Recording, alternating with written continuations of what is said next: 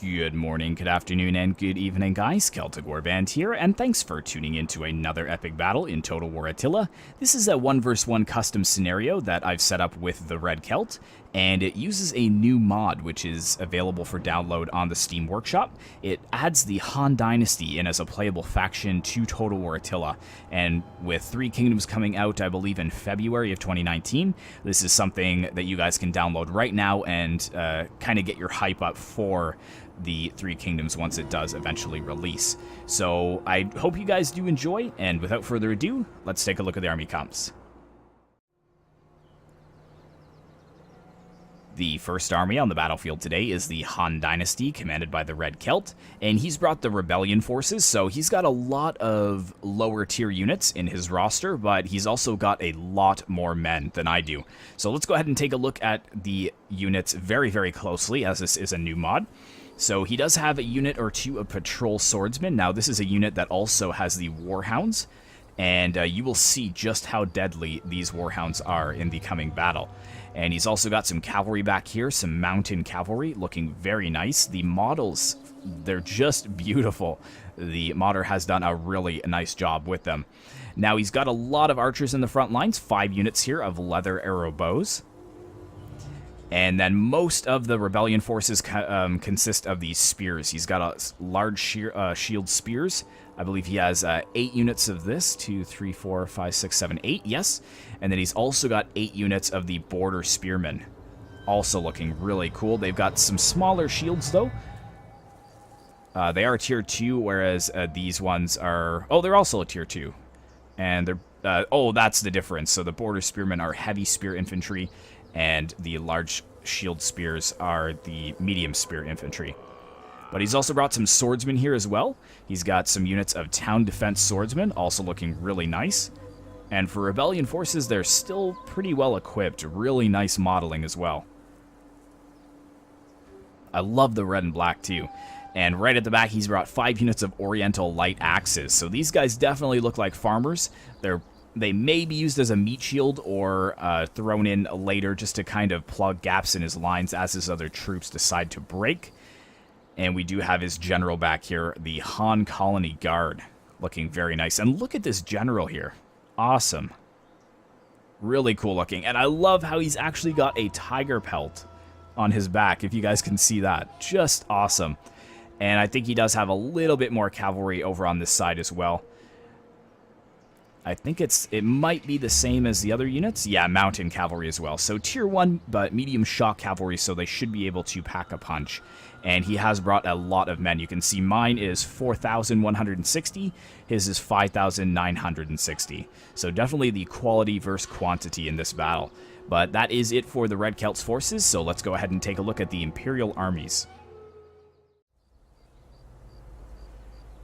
The second army on the battlefield today is also the Han Dynasty, commanded by myself, and I've brought more of the Imperial forces to crush this rebellion. So I have less men, but I definitely have more elites than the Red Celt does. But starting way over here on this flank, I've got 3 units of Western Desert Horse Archers, so I'm bringing a bit of ranged units to the battlefield today. And then on both of my flanks, I have 3 units of Imperial Palace Swordsmen, so 6 total. And right in behind that, I've got 1 unit of leather armor archers on either flank, totaling 2.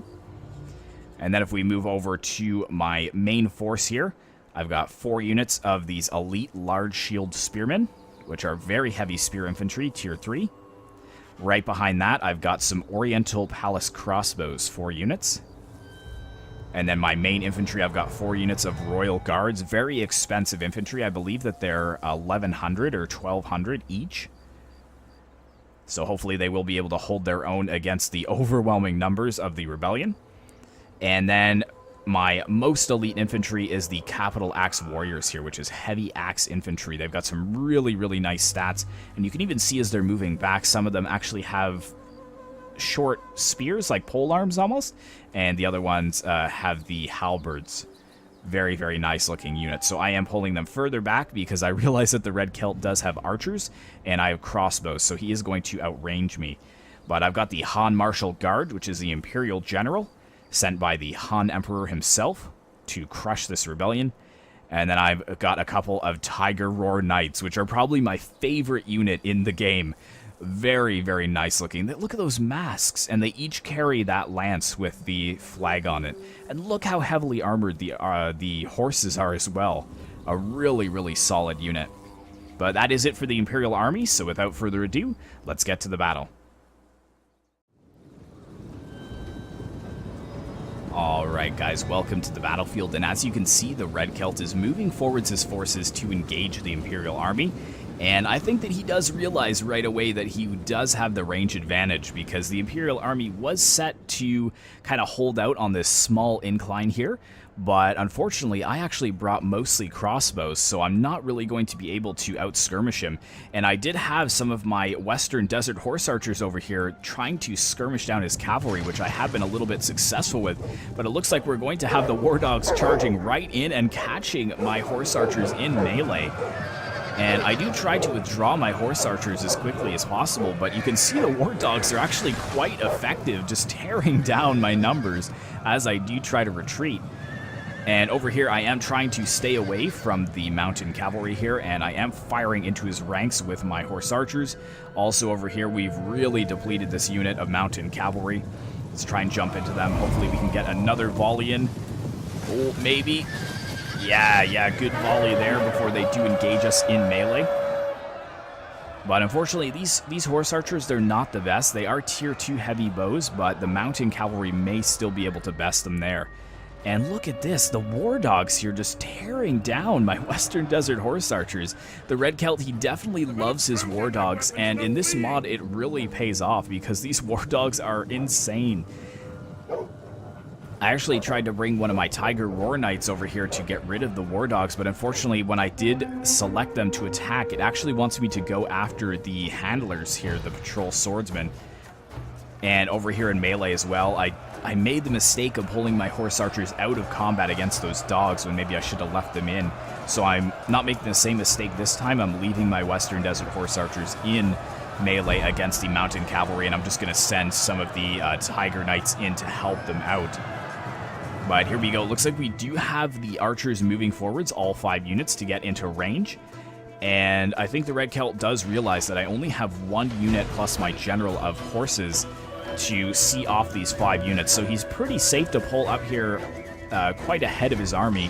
But there we go, he is moving the rest of his forces in closer.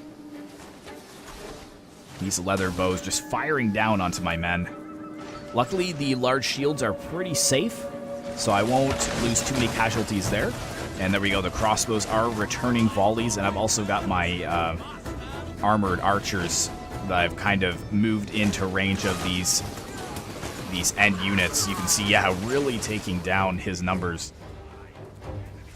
But at what cost? I've already lost like 2 out of my 3 units of Horse Archers. So you can see this one is also down to about half health.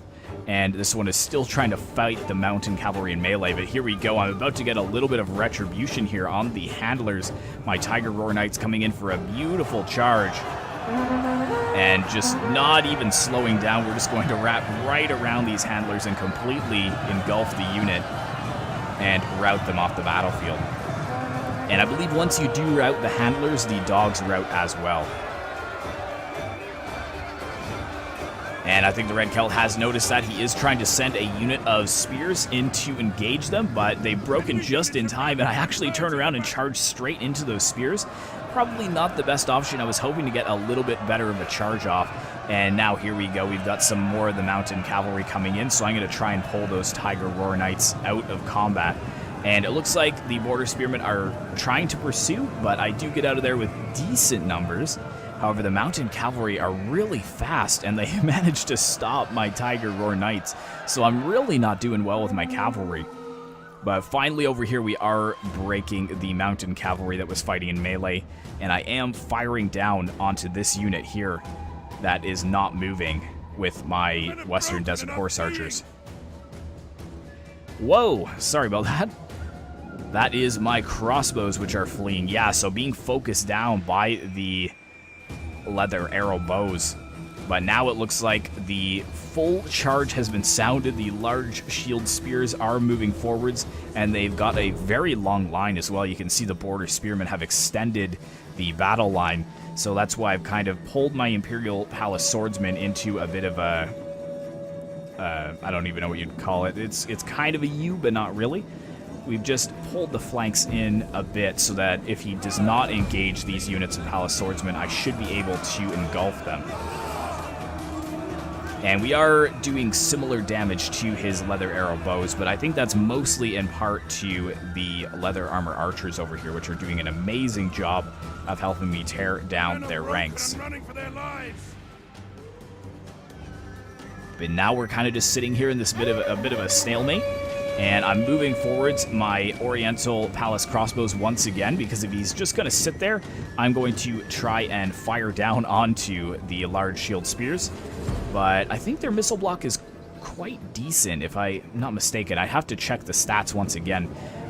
And it looks like these town defense units are actually moving forwards in testudo, which I don't know how historically accurate that is, but it does look pretty cool.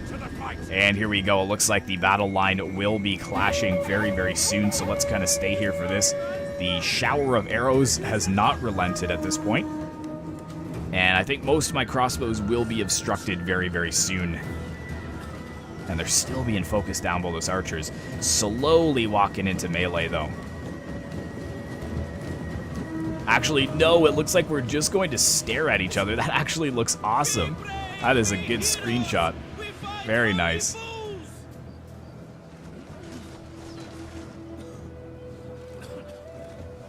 Yeah, so no engagement whatsoever so far. Oh, over here, though, we definitely have some battling going out. I did not notice that the flanks had already engaged. I was mostly trying to focus with my general here. You can see that he was trying to skirmish down the Han Colony Guard, but the Red Celt was just on point with his cavalry in this match. And there we go. We've got the clash with the Border Spearmen. And I think these are my Imperial swords. Yeah, Imperial Palace Swordsman. Let's go ahead and put this on slow motion, because once the battle took off, it is a pretty quick one. And there we go. We finally got the Border Spearmen engaging my elite large shield warriors, and now my Royal Guards are coming into the mix to help these spears against these overwhelming numbers. And yeah, look at that. The mountain cavalry managed to break my horse archers, so they're still surviving at this point. And he's kind of holding his town defense swordsmen back a little bit, but they are getting peppered down by my crossbows where I can get them. And over here it looks like we've got the Oriental light axes moving in. I'm sending a depleted unit of Imperial Palace swordsmen in to try and hold both of them up. There we go. And these guys are going to be pretty susceptible to archer fire, so I think I do try and focus them down with this unit of archers. Yeah, these archers, they just look amazing. Love the shields on their backs. But the Red Celt is definitely doing well on this flank. I'm really struggling to kind of hold them back, but there we go, firing into the ranks there, probably getting a bit of friendly fire, but I seem to be shooting just over the heads of most of my units and hitting that light axe infantry. Let's go ahead and see what else is going on the battlefield. The archers have pulled back just a bit. The general over here for the Red Celt did manage to catch my general in melee, but now I've got the Tiger Roar Knights moving in from behind to encircle him, so he will not be able to escape. Wonder if we can find both the generals. Here's the one general. I think this would be the Red Celt's general. And then, where's mine? Not sure if they both have tiger pelts. Yes, they do. So there's mine. So we're kind of both at the backs of our units. So we really haven't engaged just yet. But there we go. Actually, some of my Tiger Roar Knights are engaging the Rebellion General. And he is surrounded. Good on the Red Celt. He is not withdrawing his general from melee. He's kind of allowing him to sit there. But you can see we've already got some wavering from the large shield spearmen here. And this is a battle line. Really long battle line here.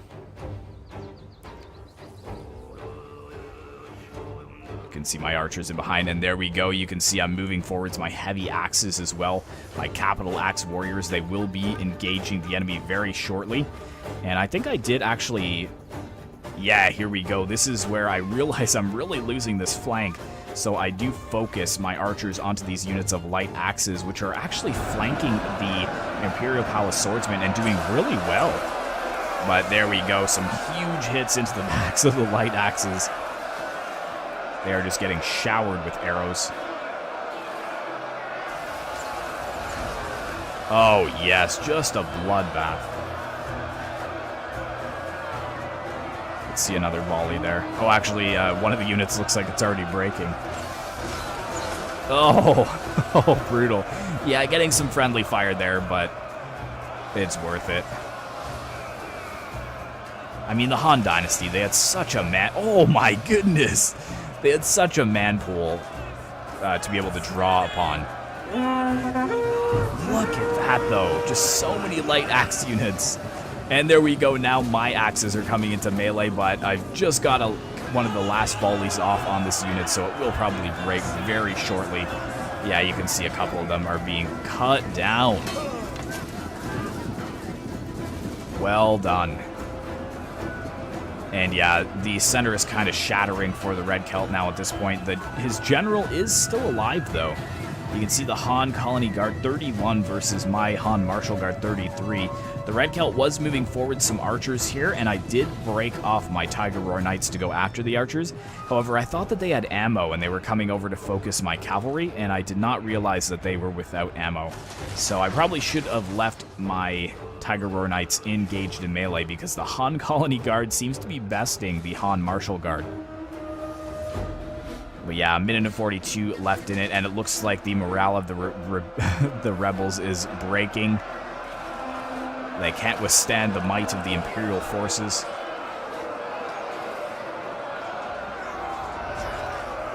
Enemy units have rallied and returned to the battle. Nice. And there we go. Yeah, so a lot of breaking going on. I think the Red Celt's units, he is funneling them back into melee, but then they just seem to be breaking once again.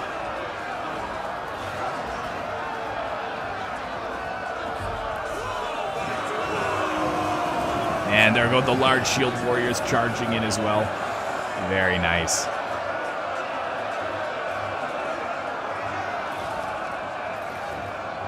So it looks like it is going to be a victory for the Imperial forces. A lot of the units are being run down and eliminated. I mean, the best rebel is a dead rebel. And there we go. I've actually moved some of my leather armor archers into melee here because my general is about to die. 17 men left. And, yep, there goes the Red Celt's general. And is my general still alive? I'm not actually sure. They're both wavering. Yes, it looks like my general is alive. There he is. Victorious in his engagement. 10 seconds left, and I think that is the battle there. So yeah, total bloodbath for the center here. And let's go ahead and look at the results.